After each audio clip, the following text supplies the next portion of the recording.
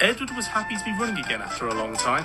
His driver and fireman had been considerate to arrange his now regular timetables with Sir Charles Hatt, the Fat Director, though they were careful not to push Edward to his limits, given his age. As the days passed, all of the engines had given Edward their full support. All except two, Gordon and another big blue tender engine. This engine had no name, only his number, 98462.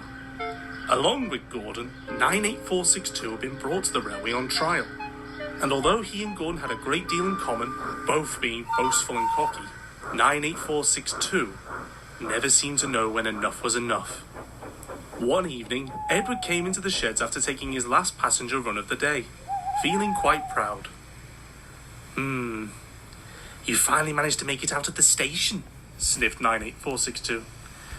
I've never known an engine like you be so useless, Edward. I'm sure we'll be hearing a lot of complaints from the passengers tomorrow. You must have been behind time all day.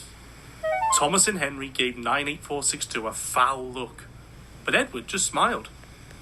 Actually, he chuckled, we were right on time. I'm happy to be feeling useful again. The passengers seem to agree. Edward knew if he did not let 98462's remarks bother him, the engine wouldn't berate him for long, and soon enough, having given up on getting any sort of reaction out of Edward, he drifted off to sleep.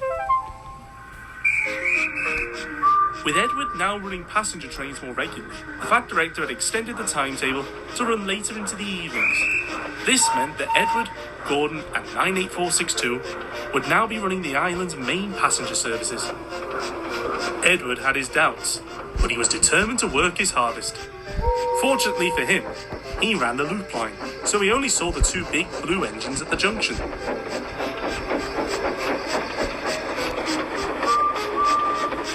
But as the weeks passed, Edward began to feel tired. He thought his trains were getting heavier, or that his age was beginning to show.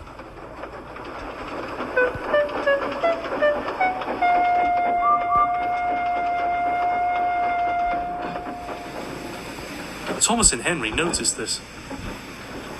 Can we be of any help? Asked Henry kindly. We are a little worried about you.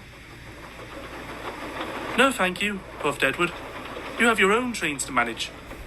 We can't upset the Fat Director's timetable.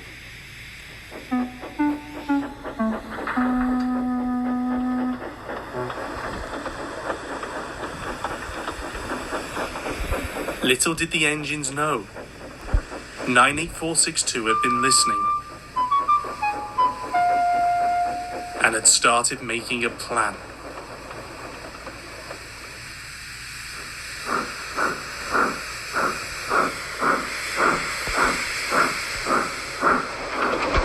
The next morning, Edward puffed into the big station to collect his first train of the day, but he couldn't see his coaches at any of the platforms. Thomas must have woken up late again, he thought.